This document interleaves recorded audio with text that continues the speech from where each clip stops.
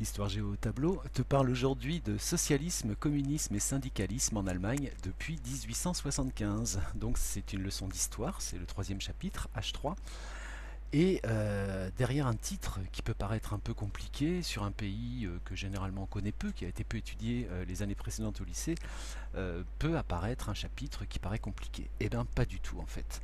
Ce chapitre est relativement simple. Il est derrière son titre obscur intéressant. Alors au-delà des quelques noms un peu compliqués en allemand et puis des dates qu'il faudra retenir, c'est un chapitre intéressant parce que on s'intéresse à l'Allemagne dans la mesure où ce pays a été un peu ce qu'on pourrait appeler le laboratoire de ces idées de socialisme et de communisme, mais qu'au-delà de l'Allemagne, ça permet de comprendre un débat majeur, un des grands débats qui a débordé largement les frontières de l'Allemagne dans tout le courant du XXe siècle. Donc ça donne une idée beaucoup plus précise des histoires politiques. Et si on le traite à propos de l'Allemagne, c'est parce que le contexte de ce pays qui a connu de grands changements depuis 1875 est tout à fait approprié. C'est un théâtre, je disais un laboratoire tout à l'heure, on peut aussi dire un théâtre, où se joue la scène de l'affrontement entre le socialisme et le communisme tout au long de ce XXe siècle. Voilà pour l'intérêt de ce chapitre. Alors, on va déjà, dans une introduction un petit peu plus longue que d'habitude, peut-être préciser ce que sont ces notions, en commençant par le socialisme, parce que le socialisme, c'est la racine. Alors, c'est une idéologie, comme le communisme d'ailleurs, donc c'est déjà le terme à retenir, idéologie, voilà, pour qualifier socialisme ou communisme. En gros, on va dire que le socialisme, c'est même un ensemble de doctrines qui apparaissent dès 1830 en Allemagne, qui sont dans un premier temps très diverses, mais globalement, leur but, c'est de résoudre ce qu'on va appeler la question sociale. Vous pouvez noter cette expression, la question sociale, c'est quoi? Eh bien, c'est tout simplement le résultat de la vague d'industrialisation qui a touché les pays germaniques à la fin du XVIIe siècle, qui s'est diffusée donc surtout au XIXe siècle, avec des villes industrielles qui apparaissent, et puis commence avec tout ça l'histoire du monde ouvrier, qui représente au milieu du 19e près du tiers de la population active en Allemagne, avec beaucoup d'industries sidérurgiques et des conditions de travail qui sont très très difficiles, avec des salaires peu élevés.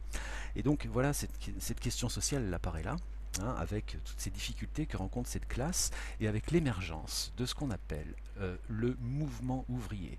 Voilà. Et cette expression de mouvement ouvrier, on va la retenir aussi parce que voilà, derrière cette expression générique, on va manier ces idées de socialisme et de communisme. Voilà. Donc le socialisme, il naît de là, au départ, de cette volonté d'aller vers une plus grande égalité face à cette situation. C'est ce qu'on retiendra, aller vers une plus grande égalité. C'est le fondement du socialisme. Au-delà donc de ces différents courants qui fondent le socialisme, ce qu'on va retenir, nous surtout, ce sont ce qu'on va appeler les pères du socialisme allemand, et en particulier un monsieur dont vous connaissez forcément le nom, qui s'appelle Karl Marx. Voici une statue de Marx, de la tête de Marx, qui se trouve à Chemnitz, une ville allemande, à une époque, l'époque communiste de la RDA, où cette ville d'ailleurs s'appelait Karl-Marx-Stadt, la ville de Karl Marx. C'est dire si cette figure est essentielle en Allemagne. Alors, une petite seconde. Voilà, Karl Marx, donc en 1848, on retiendra qu'il écrit le manifeste du Parti communiste, qui va véritablement fonder sa doctrine, dans lequel il estime que la société industrielle engendre des inégalités entre la bourgeoisie et la classe ouvrière, et qu'une révolution est inévitable. Voilà. Donc, au sens premier, le communisme, pour Marx, c'est la phase ultime du socialisme. Donc il se revendique à la fois des deux. Mais on considère, nous, et c'est ainsi qu'on l'envisagera, que à partir de la révolution russe de 1917, il y a deux courants qui vont se distinguer, et on appellera généralement donc les communistes, ceux qui s'engagent dans l'action révolutionnaire, et on va les opposer aux socialistes. On dira des socialistes que ce sont ceux qui veulent des réformes législatives. Voilà, ce sont des partis qu'on qualifie parfois réformistes. Donc voilà, en gros c'est vrai que c'est un peu compliqué, mais on va dire qu'au départ socialisme et communisme c'est un peu confondu, ça relève de cette même pensée énoncée par Karl Marx, et vous pouvez retenir également le nom de Engels, avec lequel il a écrit, publié cet ouvrage, le manifeste du Parti communiste, et Marx comme Engels sont allemands d'origine, hein. Et que donc la différence s'entend aujourd'hui sur ce qu'on va opposer ceux qui sont partisans de la révolte, voilà, donc les communistes, et ceux qui sont plus partisans de la réforme, que dorénavant on désignera sous le vocable de socialiste, et la césure, c'est véritablement 1917, au moment de la révolution russe. Voilà, autour de est-ce qu'on est d'accord avec la philosophie de la révolution ou celle de la réforme législative. Mais on va voir aussi que dans les faits, c'est un petit peu plus compliqué que ça, et qu'on peut être en même temps partisan de la réforme tout en acceptant à certains moments des phases révolutionnaires ou inversement. Voilà, donc autour de cette question, on va formuler une problématique relativement simple, dans la mesure où c'est une question qui s'étend sur une période très longue. On va tout simplement se demander, et vous notez la problématique de la sorte, comment se transforme, c'est véritablement le mot-clé, en clair l'évolution, comment se transforme donc le mouvement ouvrier, on va reprendre ce terme générique, qui inclut donc socialisme, communisme et syndicalisme, donc le mouvement ouvrier depuis 1875. Voilà. En insistant aussi, on peut insister sur la problématique de la façon dont on le formule. Je le disais tout à l'heure que l'Allemagne est un laboratoire et qu'il y a eu de grands changements dans ce pays au cours du XXe siècle en particulier. Un tout petit mot sur le syndicalisme, puisque je l'ai oublié dans ma présentation initiale, avant la problématique. Bon, alors le syndicalisme, en gros, c'est tout ce qui a pour but de défendre les droits des ouvriers, d'une profession, d'un secteur d'activité. Et ces syndicats, ils sont nés en Allemagne, dans le sillage du socialisme. Alors on évoquera dans le plan régulièrement leur action, mais en Allemagne, ils sont intimement liés au mouvement politique. Voilà. Alors, on va adopter un plan chronologique, c'est quasiment une évidence sur un sujet aussi large. On va aborder dans une première partie toute la période depuis 1875 jusqu'à la Seconde Guerre mondiale, en 1945. La seconde partie traitera entre 1945 et 1990 de l'évolution de cette politique, et puis la troisième partie, tout simplement depuis 1990.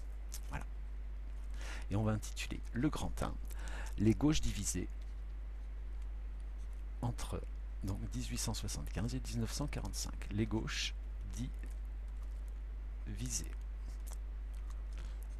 Donc je répète, 1875, 1945. On considère que les gauches, c'est ce qu'on appelle traditionnellement donc tous ces partis qui se réclament du socialisme ou du communisme. Une première sous-partie que l'on va intituler le premier parti socialiste d'Europe. Donc grand A, le premier parti, parti sans E, ce sera mieux, parti socialiste d'Europe. Ça justifie déjà le choix de l'Allemagne pour étudier cette notion. Alors pourquoi 1875 C'est un premier nom à retenir. En 1875 a lieu une réunion des socialistes allemands, réunis en congrès, et on appelle ce congrès, du nom de la ville où il se tient, le congrès de Gotha, G-O-T-H-A. Voilà. Donc premier nom à retenir, puisque donc ce congrès marque l'union des différents courants socialistes allemands qui vont donc se réunir dans un grand parti socialiste que l'on va appeler le Parti socialiste des ouvriers allemands, et dont le sigle, c'est ce qu'il faudra retenir en 1875, est le SAP, voilà, Parti socialiste des ouvriers allemands. Et donc c'est, je le disais, le premier grand parti socialiste d'Europe. Il est officiellement marxiste. C'est un parti qui prône la révolution, mais dans la pratique, il participe à la vie parlementaire. Il est dans l'opposition et il demande des réformes. Alors, il est dans l'opposition jusqu'à ce que le pouvoir en Allemagne, qui est incarné à l'époque par le chancelier, le chancelier c'est le chef du gouvernement en Allemagne, qui s'appelle Bismarck, donc le chef du gouvernement, donc Bismarck, va désigner le socialisme comme l'ennemi du Reich. Vous voyez, cette caricature qui date de 1878, hein, voilà, et qui représente donc Bismarck lui-même avec son casque à pointe, qui est en train d'enfermer le socialiste Jack dans une boîte, hein, donc le diable socialiste en boîte, c'est le titre de cette caricature, qui montre comment donc en 1878 Bismarck va faire interdire toute association ou manifestation en lien avec la participation des socialistes, et il essaye en contrepartie de mettre en place d'importantes lois sociales, hein, sur la retraite, sur l'assurance maladie, mais cette stratégie échoue et c'est ce que représente cette caricature, puisque ce diable, hein, que Bismarck essaye tant bien que mal de contenir va sortir de sa boîte. Et malgré l'exil de ses dirigeants, le Parti socialiste progresse, hein, il est très enraciné dans le monde ouvrier. Et lorsque Bismarck se retire en 1890, et c'est une date qu'on retiendra, donc 1890, c'est l'abolition, hein, des lois antisocialistes, et à ce moment-là, le Parti socialiste démocrate d'Allemagne va être créé.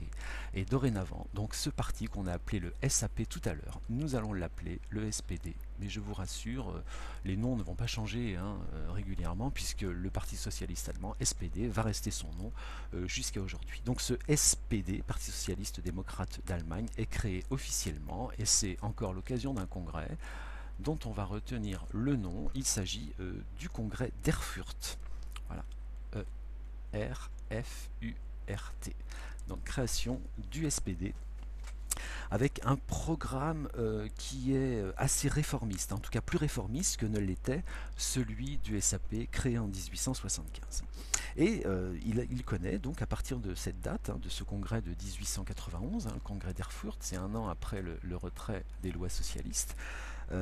Donc ce parti connaît un essor continu, et on estime en 1913, à la veille de la Première Guerre mondiale par exemple, qu'il y a 2,5 millions de travailleurs qui sont syndiqués dans des organisations qui se revendiquent de ce SPD.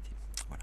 Et donc au cours de cette période, hein, jusqu'à la Première Guerre mondiale, eh bien, ces syndicats vont obtenir d'importantes améliorations des conditions de travail, et le SPD soutient tous les mouvements de grève, et il y en a de très importants. En 1905 par exemple, dans la Ruhr, c'est vrai que la grève est un moyen très utilisé pour obtenir des avancées sociales.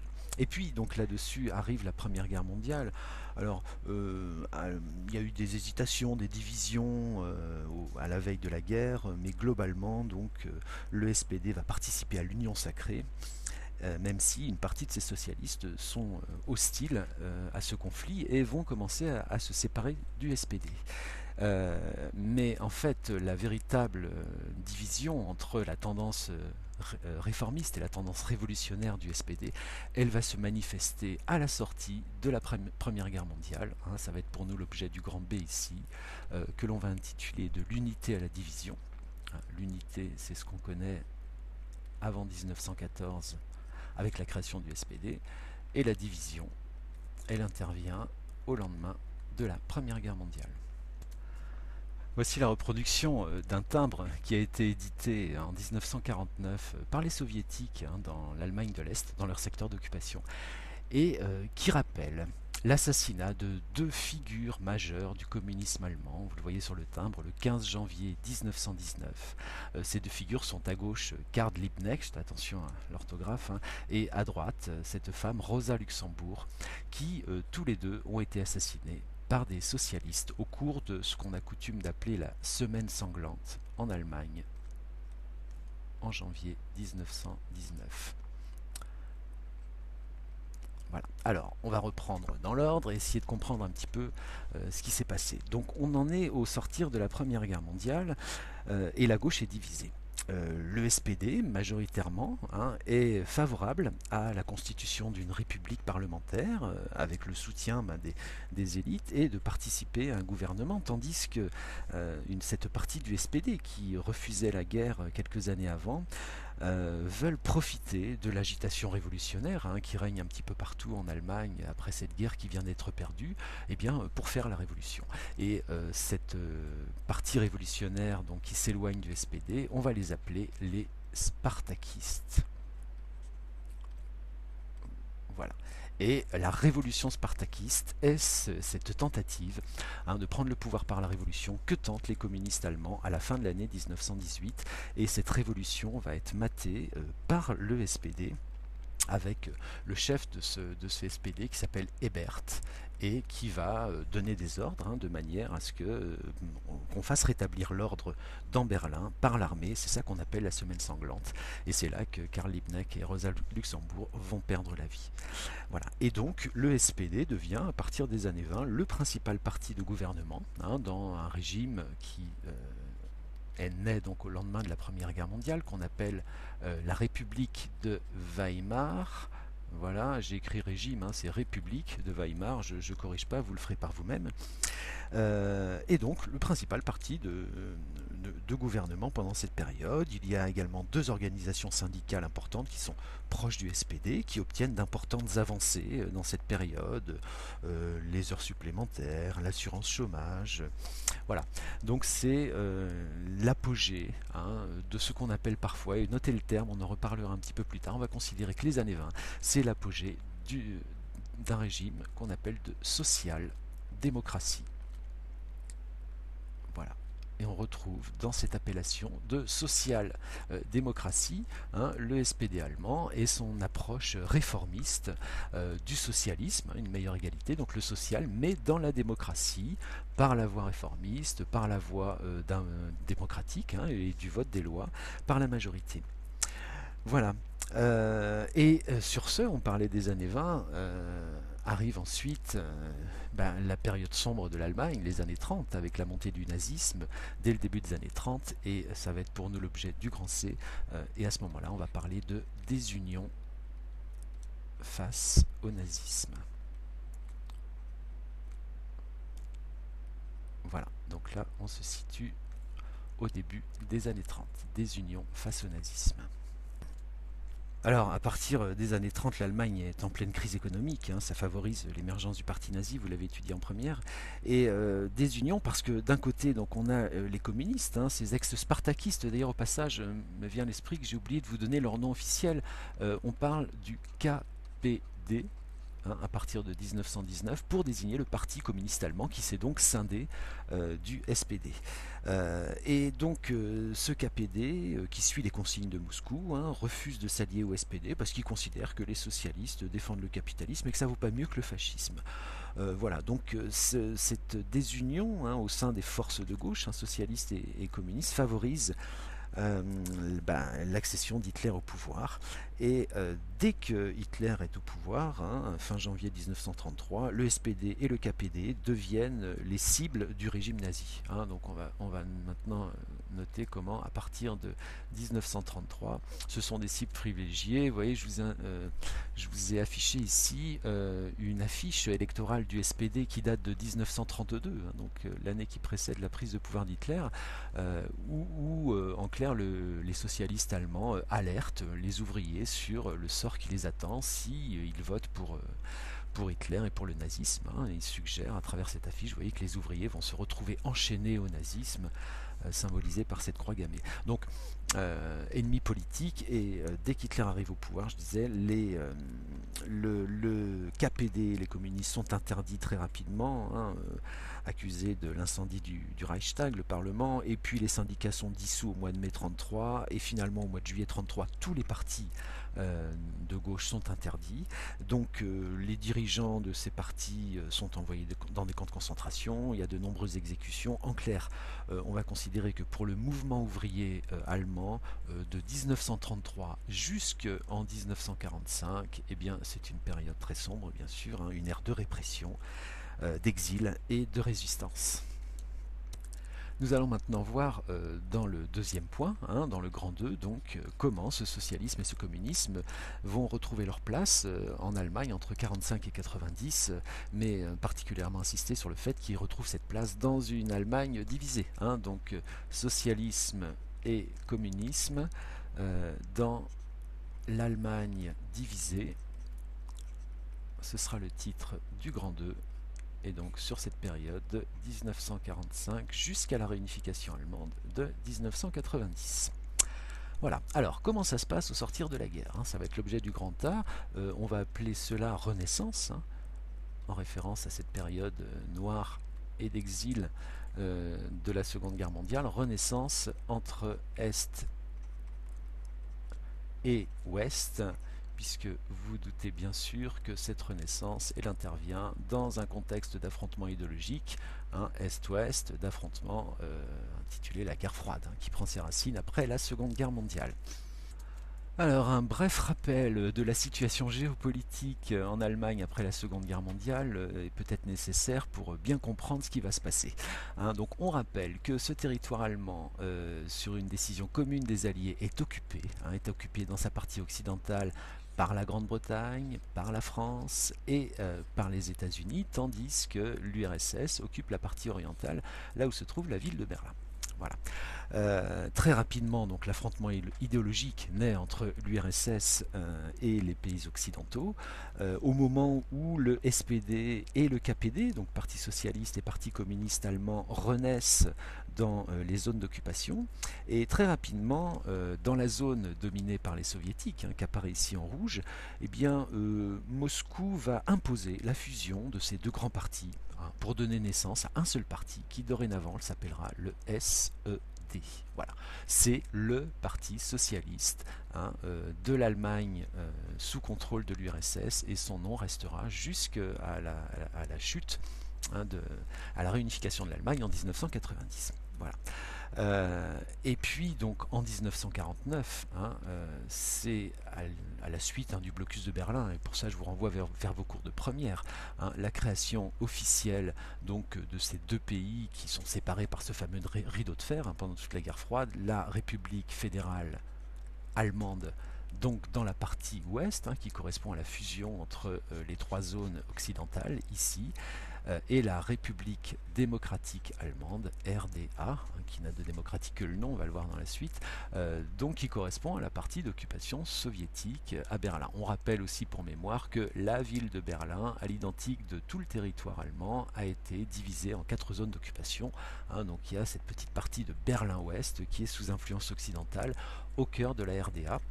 Situation qui va perdurer jusqu'à la chute de ce fameux mur en 1989. Bon, mais nous n'en sommes pas là. Pour l'instant, donc, avec la création de ces deux États allemands, ça confirme la division du socialisme. On a le communisme qui règne en maître à l'Est, et puis la social-démocratie devient la principale force de gauche à l'Ouest. Donc, dans les deux sous-parties qui suivent, on va voir tour à tour de quelle manière s'expriment ces idéologies, d'abord en RDA, dans le grand B, et puis ensuite en RFA. Donc, à propos de la RDA, donc grand B maintenant, on va appeler ça tout simplement un État communiste. E majuscule à État. Voilà. État communiste en RDA de 1949 à 1990. Alors, on descend un petit peu. Donc le modèle qui se met en place en RDA est complètement calqué sur le modèle de l'URSS, avec les maîtres mots, planification de l'économie en particulier, centralisation et collectivisation, abolition de la propriété privée. Un document tout de suite qui illustre cette situation. Voici un timbre qui a été édité en 1972 en Allemagne, en RDA, donc un an après l'arrivée au pouvoir de Erich Honecker, voilà, qui est donc le chancelier de RDA. C'est le personnage qu'on voit ici à droite sur l'image, tandis que à gauche, il est en train de serrer la main à Leonid Brejnev, qui est le dirigeant soviétique de l'époque en 1971. Et voilà comment, vous voyez, ce drapeau avec en fond le drapeau de l'URSS à gauche et puis le drapeau de la RDA à droite, comment ce timbre symbolise l'union entre les deux pays, mais alors plus qu'une union, je répète, c'est une domination de l'URSS sur la RDA, qui est ce qu'on appelle, vous vous en souvenez de vos cours de première, un État satellite. Et puis derrière ce qu'on appelle le socialisme réel, à cette période en RDA, se cache un État autoritaire dans la pratique, comme dans les autres démocraties populaires. Autour de l'URSS, la société mise sous contrôle, la jeunesse est embrigadée, il y a une surveillance générale de la population par la police politique qu'on appelle la Stasi. En RDA, la lutte contre toutes les oppositions, on peut noter à titre d'exemple des émeutes importantes qui ont lieu en 1953 au moment de la mort de Staline, où le régime, qui était aidé des chars de Moscou, donc le régime de RDA, a réprimé très violemment une révolte d'ouvriers qui protestaient contre contre leurs conditions de travail. Voilà, donc l'État communiste sous tutelle de l'URSS, hein, la RDA, est véritablement un État sous l'œil de Moscou. Et puis donc le grand C, donc, qui cette fois-ci s'intéresse à la RFA, et bah, précisément on va parler de la social-démocratie, hein, reprenant cette expression qu'on expliquait tout à l'heure pour qualifier donc l'action du SPD en RFA, donc la social-démocratie, mais on va préciser quand même social-démocratie sans Marx, à propos donc de ce qui se passe en République fédérale allemande. Hein. Sans Marx, bah oui, sans Marx, pourquoi? Parce que on est dans un contexte de guerre froide, hein, et le SPD, qui est libéré de la gauche communiste, hein, va abandonner officiellement le marxisme. Ça se fait officiellement donc lors d'un congrès, hein, encore un, mais ce sera le dernier, qui a lieu en 1959. Ce congrès, il faudra le connaître, il s'appelle le congrès Bad Godesberg. Voilà, Bad Godesberg. Voilà. On peut considérer que c'est le renouveau du SPD, à savoir donc que officiellement le SPD va abandonner la ligne communiste lors de ce congrès, s'engager dans la social-démocratie. D'ailleurs, le parti communiste, hein, allemand, KPD, qui existe, qui renaît également en 1946 après la guerre en RFA, va purement et simplement être interdit en 1956, hein, dans ce contexte de guerre froide. Voilà, on ne veut plus entendre parler de communistes à l'Ouest, en République fédérale allemande. Et puis on signalera quand même que malgré cette interdiction de 1956, il va y avoir une opposition d'extrême gauche, hein, dans les années 60 qui prône la révolution, pardon, et il y a même certains membres de cette mouvance d'extrême gauche qui vont tomber dans le terrorisme. Et dans les années 70, hein, il y a une période assez noire en Allemagne autour de ce qu'on appelle la fraction Armée Rouge, qui ne va pas hésiter, l'armée rouge, hein, qui ne va pas hésiter à utiliser le terrorisme pour faire entendre ses idées. Donc voilà, là on peut considérer que dans ces années 70, eh bien, c'est la manifestation de l'extrême gauche en Allemagne, mais qui se fait de façon violente et clandestine. Elle est réprimée par le gouvernement, et au final elle a peu d'influence sur le mouvement ouvrier, hein, globalement. Donc le SPD, pardon, hein, représente en Allemagne le courant socialiste converti à la démocratie libérale et au capitalisme, et ça va faciliter, hein, l'accession au pouvoir de dirigeants. Les socialistes, qui ont été dans un premier temps à la naissance de la RFA un petit peu mis en retrait, vont accéder au pouvoir en 1969. Hein. Je vous montre tout de suite une illustration.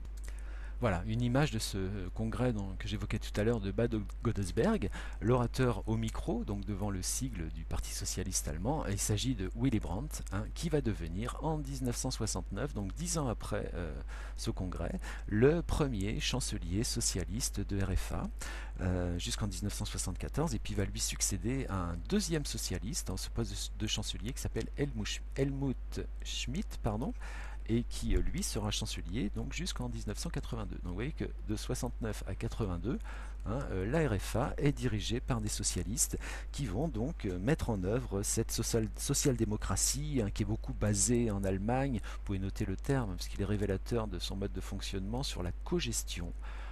Co-gestion, donc gestion en particulier des entreprises, par d'une part les actionnaires, bien sûr, le capital, mais d'autre part également par les salariés qui, dans un conseil de surveillance, sont représentés pour gérer les entreprises. Donc c'est un exemple de cette tentative, hein, de social-démocratie qui se pratique en RFA, donc jusqu'en 82, puisqu'ensuite c'est un dirigeant démocrate chrétien qui va prendre le pouvoir, qui s'appelle Helmut Kohl, et qui sera le témoin privilégié de l'effondrement du communisme, de la chute du mur de Berlin en 1989 et de la réunification de l'Allemagne un an plus tôt. Donc vous comprenez très logiquement que cette réunification allemande va entraîner une redistribution complète des cartes de la politique, et c'est ce qu'on va maintenant voir dans le Grand 3, hein, où on va parler des gauches, hein, parce qu'elles restent néanmoins plurielles, donc les gauches dans l'Allemagne unifiée, bien sûr, donc l'Allemagne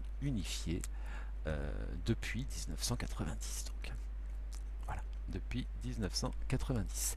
Et tout d'abord, hein, dans un grand A, nous allons signifier très clairement que la réunification de l'Allemagne et la chute du mur de Berlin correspondent à la mort du communisme. Vous voyez hein, comment cette petite caricature ou dessin tout simplement illustre bien la situation où l'on voit donc cette réunification incarnée par la RFA et la RDA qui se marient et qui par là même dansent sur le tombeau du communisme. 1917 avec la révolution russe, 1990 réunification de l'Allemagne. Donc voilà, hein, après la chute du mur de Berlin, le SED disparaît purement et simplement. C'est le SED hein, qui est donc ce parti qui a été créé avec la RDA et qui incarnait donc le communisme à la soviétique, disparaît purement et simplement. Et puis d'une manière générale, la gauche est en recul en Allemagne. Hein. Il y a des élections législatives en 1990, et c'est une défaite pour le SPD. Bon voilà, en clair, les forces de gauche sont discréditées par toutes les idées socialistes qui sont associées à la RDA. Et puis de la même manière, les syndicats à cette période connaissent un affaiblissement important, de moins en moins d'ouvriers qui adhèrent. En 1991, hein, notez ce chiffre pour rendre compte de cette évolution. En 1991, donc juste après la réunification, on estime qu'il y avait environ 12 millions de syndiqués en Allemagne, et ce chiffre donc de 1991 va tomber à 7 millions 10 ans plus tard. Hein, voilà, 7 millions en 2001. Voilà, donc ça signe hein, cette désaffection syndicale.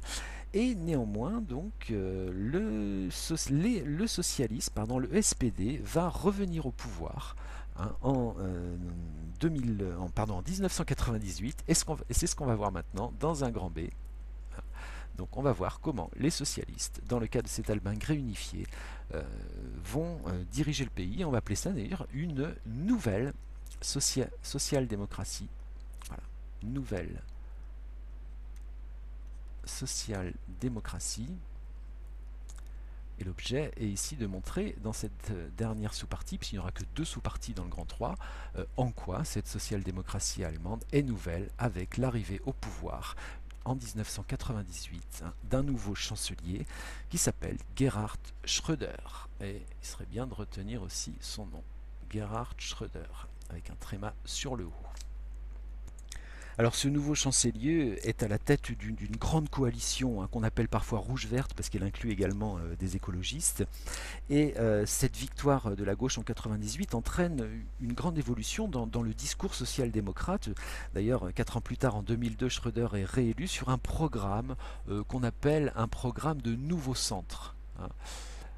Voilà, le programme de nouveau centre en 2002. Qui explicitement est favorable au libéralisme. Et face à la montée du chômage, le chancelier Schröder va lancer une vaste réforme qu'on appelle la réforme Agenda 2010. Une réforme qui prévoit, pour dynamiser l'économie allemande, de revenir sur les conditions de travail et de réduire la protection sociale des ouvriers. Et d'ailleurs, ça va susciter bon nombre de manifestations. Voilà une illustration hein, de ces manifestations qui ont soulevé l'Allemagne. Là, c'était en 2005 contre vous voyez, le programme Hartz IV. Hein, Hartz IV, une série de mesures qui visent donc à casser la protection sociale. Et malgré cette indignation nombreuse, hein, l'indignation des syndicats, des partisans de gauche, l'essentiel de ces réformes va passer. Et ça va entraîner d'ailleurs une certaine crise hein, au sein du socialisme, et le chancelier Schröder va perdre les élections en 2005, et c'est son opposante, hein, la chrétienne démocrate Angela Merkel, qui en 2005 sera élue. Elle vient de fêter les 10 ans de son accession au pouvoir. Voilà, donc on a en Allemagne aujourd'hui un nouveau paysage hein, politique et social. Suite à la défaite hein, en 2005, il y a une partie de la gauche allemande qui a donné naissance à un parti qu'on appelle aujourd'hui en Allemagne, et il faudra connaître son nom, Die Linke. Voilà, Die Linke, L-I-N-K-E.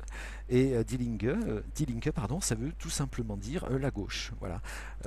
C'est-à-dire un certain nombre de militants du SPD ont quitté ce parti. Il a fusionné également avec l'ancien parti communiste de RDA qui s'était transformé, qui s'appelait le PDS. Je ne voulais pas citer parce que c'est un petit peu anecdotique par rapport à notre idée générale. Bref, on peut considérer que ce parti Die Linke représente aujourd'hui la tendance la plus à gauche du paysage politique allemand et est toujours dans cette opposition, dans ces tensions, dans ces critiques vis-à-vis du SPD. C'est-à-dire, voilà, aujourd'hui encore, on retrouve ces deux tendances opposées du socialisme, même si ça a changé dans tous les cas. L'avenir pour le socialisme, en guise de conclusion, on peut dire que ce socialisme à l'allemande s'est aujourd'hui adapté à la mondialisation, à la montée de l'individualisme. On parle parfois de modèle social allemand pour le qualifier. Il est parfois contesté, y compris en Allemagne, par cette gauche qu'on appelait Die Linke.